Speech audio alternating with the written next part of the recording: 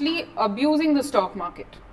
RBI also, like I'd say that our monetary policy is very, very important for our country. And we have RBI as a separate authority to take care of that. They're not government, they're not IAS, they're not IPS, they're separate. So these sectoral regulators, they make the regulations. So especially to do with securities laws, you'll notice that you'll have acts, you'll have rules, and you'll have a lot of regulations. But in Companies Act, we only have the act and the rules. We have no regulations, because even though we have Ministry of Corporate Affairs, they are only creating the rules over here. Okay, so I hope you are clear with these words. What exactly is the legislature, judiciary, executive? Legislature, judiciary, executive, what each of their functions are, who they are. Then coming to the laws itself, you all had told me what laws do. And then I told you all about sections, subsections, subclauses, and how to write them. And then we have your act, rules, regulation. So this is a sort of format of laws. This is how laws exist in our country, and we will have to reference all of them when we are reading it. So it's not enough that you simply know an introduction to the law. We'll be going from section 1, main part of the law, and then we'll be going on to the respective rules.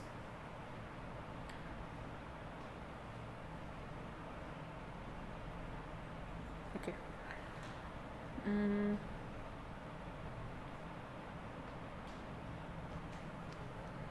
Any questions so far? No?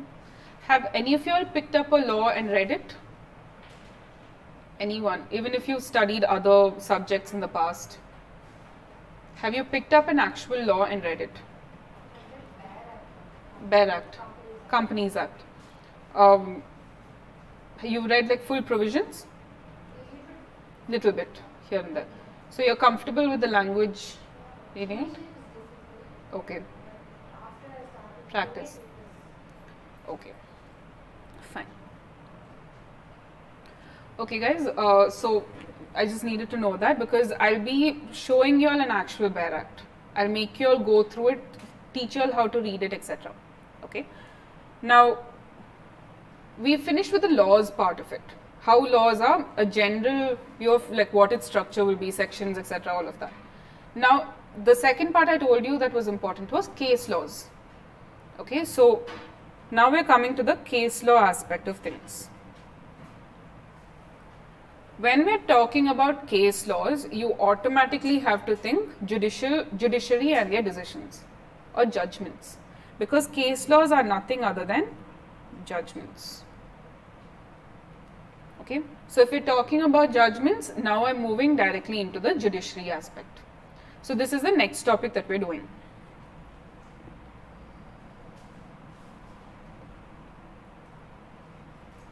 Okay. We started with, we have the Supreme Court, we have High Court, and then we have, for right now I'll write district courts, civil and criminal. Okay. Now, Supreme Court we had discussed. Only one Supreme Court is there. Okay. Do you all know anything about how anything works in the judiciary? Anyone? We are not okay with the decisions, we can appeal to the High Court. Okay. And if you're not okay with the decisions of the High Court, If I'm not okay with the decisions of the Supreme Court? it is the highest court. It's the highest court. So, she's correct. We'll also call it an apex court. Apex meaning the highest court. Okay. But a judiciary works in a really nice way. Our judiciary is like, okay, listen, we have multiple courts across the entire country. See, think about the legislature. You have one parliament, okay, and then you have state legislative assemblies, which is also only one per state. So you will have only one set of laws coming out from either one of them. But in courts, try to think of it. Let's look at it from an example point of view, okay. I am diverting you don't have to write this down, I'm only giving an example. So the example over here is, let's say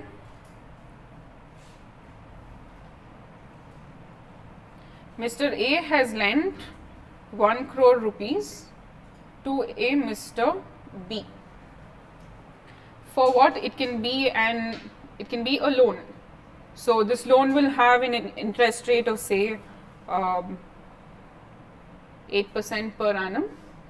Repayable, maybe he may not have a repayable clause. He is like, okay, you keep paying me interest. You keep paying me interest. Okay, let's just keep it for say a 5-year period. Okay. Now, when Mr. A actually gives 1 crore rupees to Mr. B, I'll change this example slightly. It's not a Mr. B. Let's say XYZ Private Limited, a company. So, in turn, XYZ Private Limited will have to allot shares to the person. So, he's an investor. He's like, even though I'm giving it to you as a loan, for this time being, you give me shares in your company. And when you repay the money, I'll sell the shares to you or whatever, we'll decide then. 5 years has gone by, okay, and what XYZ Limited has decided to do is, they've decided to close down. They're like, we can't run a business anymore, and they tell Mr. A, listen, I'm really sorry, but your money is lost, I can't repay you back. Problem? Yeah. What do you think Mr. A will do?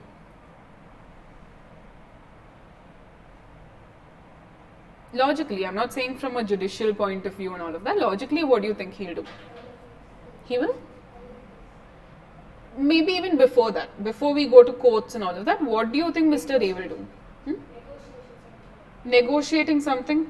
Okay, he'll try saying, you somehow pay up the money. You liquidate some asset, you sell some asset and you pay me the money. Correct?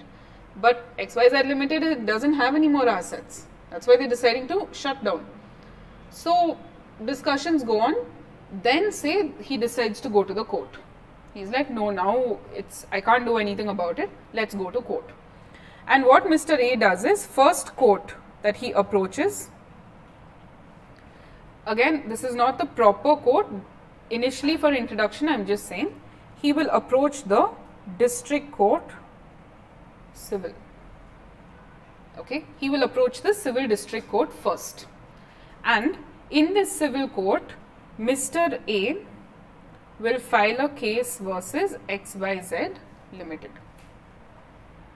Okay. Now, all this procedure happens in court and the district court finally gives a judgment. And this judgment can be in favor of Mr. A. So, when I say in favor of Mr. A, it means that, okay, XYZ Limited has to pay you 1 crore rupees along with interest. Fine. Now, XYZ Limited is unhappy with this decision. So, what can they do? Appeal. So, Mr. XYZ, not Mr. XYZ, XYZ Private Limited comes to court number 2 on appeal. Fine. To which court? To the High Court. Now, in this case, how it will be seen as is XYZ Limited versus Mr. A. Okay. Here also there will be a judgment. Judgment will be given by the High Court judges, correct? Now, this High Court judge again rules in favor of Mr. A. It's very clear, you gave 1 crore rupees, they have not paid it back to you, so I have ruled in favor of Mr. A. Now, again XYZ Limited is not happy with this decision. What can they do? Court number 3, that is again on appeal. So, this will be to the Supreme Court. Again here it will be XYZ Limited versus Mr. A. Now, in this case, somehow the judgment is given in favor of XYZ Limited. Don't ask me how and all, this is purely an example and it can happen. But judgment is given in favor of XYZ Limited. Okay. Can Mr. A is obviously not happy with the decision. Can he go and appeal anywhere else? No. it's done. So now, do we have to follow the decision of the Supreme Court, the High Court, or the lower court? Why? Because it's the highest court. So you'll have established that. But 3 different courts gave me judgments. Don't I have a choice to choose which one applies to me? No, it doesn't make sense, no. But people will think exactly that. Okay?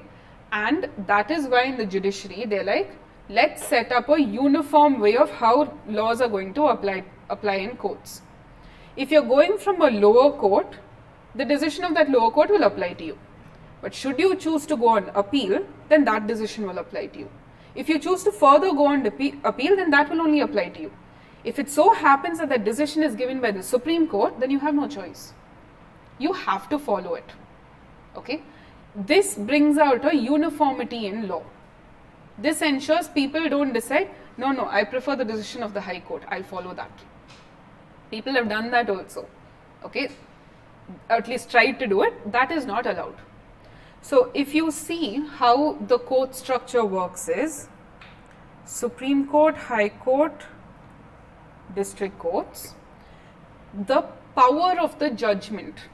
Okay? If a Supreme Court gives a decision, then all the lower courts have to follow that decision. If a High Court gives a decision, all the lower courts below it have to follow that decision. But then when you're going to the court or the judicial system, first you approach the district court, then you go on appeal to the High Court, then only you can go to the Supreme Court. Can you go directly to the High Court? No. Can you go directly to the Supreme Court? Definitely not. There are exceptions. There are exceptions to every rule that I'm going to teach you. But general rule is first go to the lowest court possible. Then you go on appeal. But the power of the judgment moves all the way from the top to down. Power of Supreme Court judgment, extremely powerful. High Court judgment, between. And then District Court judgment, well, people tend to usually go on appeal. Okay? So this is how our court system works.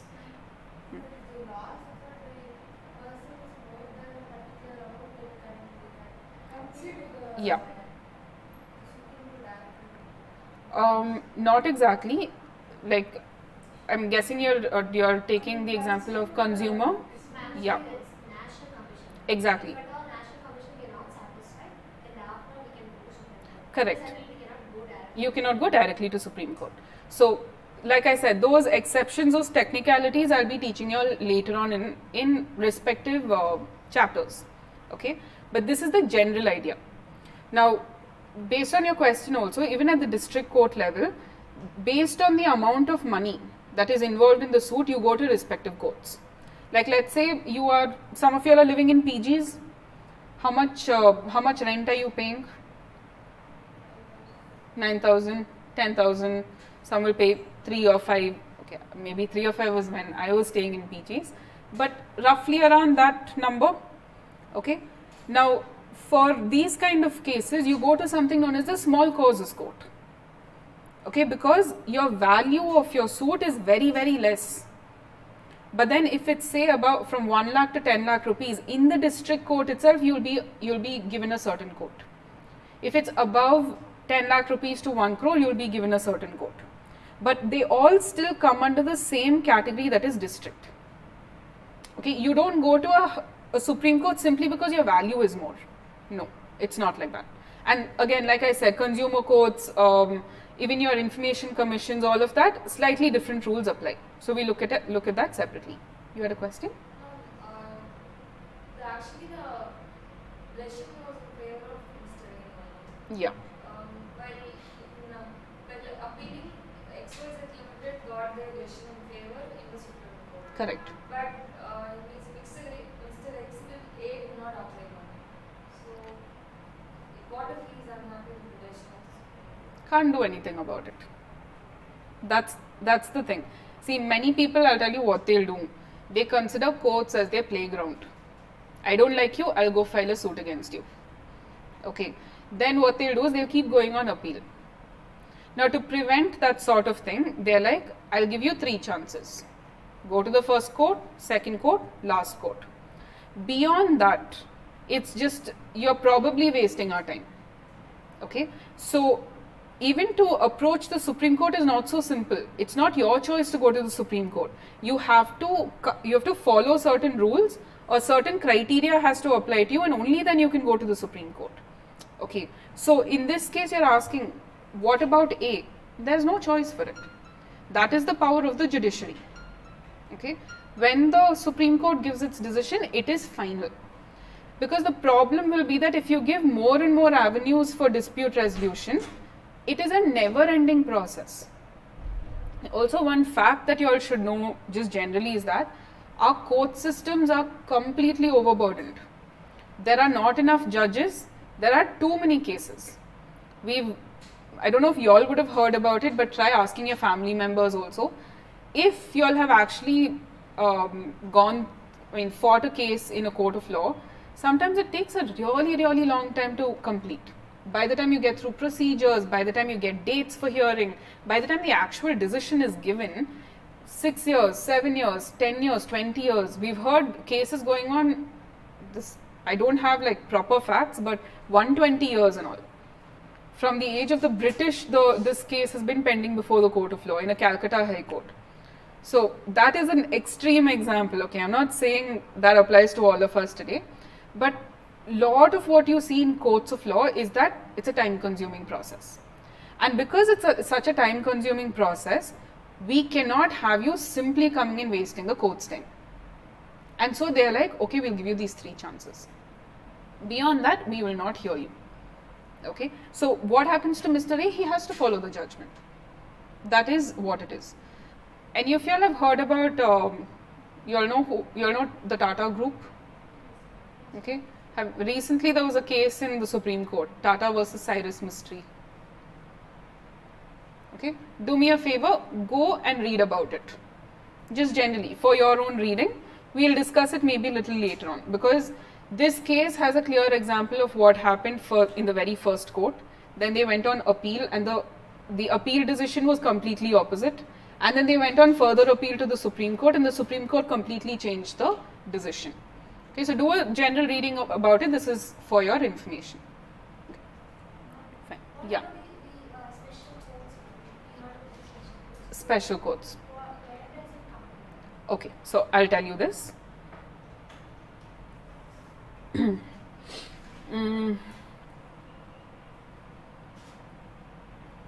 Bear with me. I'll tell you from the beginning till the end. Okay. Supreme Court can hear both civil as well as criminal cases. Okay. High Court also the same, civil plus criminal. But when we come to the district court, we've divided them into 2 sets of court itself. We have one set of courts for the civil, which is what we call actually as the district courts. Okay. And for the criminal, we have something known as magistrates. Again at the district level only, but for the sake of classification. Now I just told you, we have lesser judges, too many cases, too much procedure, very, very time consuming. So what our governments, our laws decided to do was, okay, criminal law, let's keep it to the criminal courts itself. What happens if a person gets convicted in a criminal case? What is the punishment? Imprisonment, fine, death, exactly. But in a civil case? Fines and, yeah. So if you probably borrow money from someone and you don't repay it back, is the court going to give you a death sentence? No. But if you commit a very, very horrible crime, you kill 10 people in a very gruesome way, then possibly the court might give you a death sentence. So for the time being, let's just keep the criminal aspect of things separate. Criminal law will always be looked at only by criminal courts. But the civil aspect, they decided, let's shift the burden a little bit. And that burden got shifted to what we call as special courts. Okay, actually the term is not special courts, the term will be tribunals. Okay, Tribunals you all would have heard of from a company law aspect, that is NCLT, National Company Law Tribunal. You would have also heard of National Company Law Appellate Tribunal. What are these tribunals? Okay, again remember core problem, not enough judges, too many cases. So they decided all company law matters, let us, instead of going to civil court, let's go to tribunal. Okay, so this particular tribunal, because now we don't have enough judges, we didn't have judges for the civil courts itself, how are we going to have judges for the criminal court, for the tribunals? So they decided to have, okay, we'll have one judicial member and one technical member. What is a technical member? They are from the executive. So ex-IPS, they'll be from the Ministry of Corporate Affairs only, okay, ex-judges, okay, they'll come into this aspect. So now our judges problem is also solved. These are what we call as tribunals. So for company law related, we'll go to tribunal. For insolvency, we have two different things we go to. One is DRT, Debt Recovery Tribunal, as well as NCLT. Environmental law, okay, Air Pollution Act, Water Pollution Act, all of it, you have something known as the National Green Tribunal. So notice Environment, Companies Act, Insolvency, they're all separate topics. Everything related to that, yeah. Securities Appellate Tribunal, everything related to your stock market laws, you'll go to Securities Appellate Tribunal. These are what we call as special courts. Okay, but actually preferably I'd like you all not to use the word special court, because you all will be studying about an actual special court that comes under criminal law. Okay, from now on reference it as a tribunal itself. So does this answer your question? Yeah. Anything else so far? Okay. Okay guys, you all can take a very short break. I'll start with the chapter after this.